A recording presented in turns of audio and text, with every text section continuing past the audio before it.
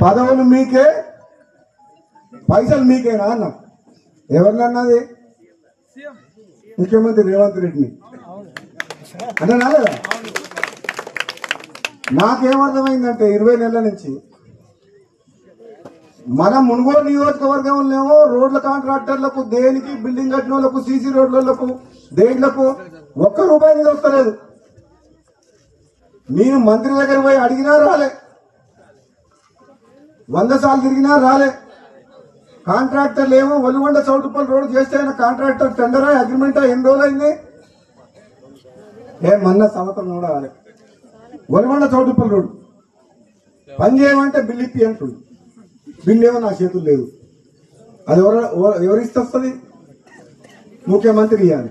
నేను ముఖ్యమంత్రి ఉద్దేశించి అదే అన్నా, ముఖ్యమంత్రిని విమర్శిస్తలేను, పార్టీని విమర్శిస్తలేను. ప్రజలు నన్ను అడుగుతున్నారు, ప్రజలు రోడ్డు చేపేయమంటుండ్రు, ఇంకేదైనా పని చేయమంటుండ్రు. పదవులలో మీరే ఉంటుండే, పైసలు మీరే తీసుకుంటుంటే, మీ నియోజకవర్గం పోతుండే, పదవులు కూడా మీకే ఉండే. కనీసం నాకు పదవి అయినందుకు కనీసం పైసలన్నీ రాదంటున్నాను అనాలి వద్దా? పదవులు మీకైనా తీసుకోరు, పదవులు మీరు అనుభవించినా పర్వాలేదు, మాత్రం నాకు అన్యాయం చేసినా పర్వాలేదు, కానీ మా మునుగోడు నియోజకవర్గానికి నాకు ఎన్నుకున్న ప్రజలకు అన్యాయం చేయకుండా ఈ మునుగోడు సహకరించమని చెప్పింది. మీరు ఇంతకంటే మంచి ఎమ్మెల్యే ఎక్కడ దొరుకుతుంది? దొరుకుతాడు నాకైనా మంచోడు చెప్పరు.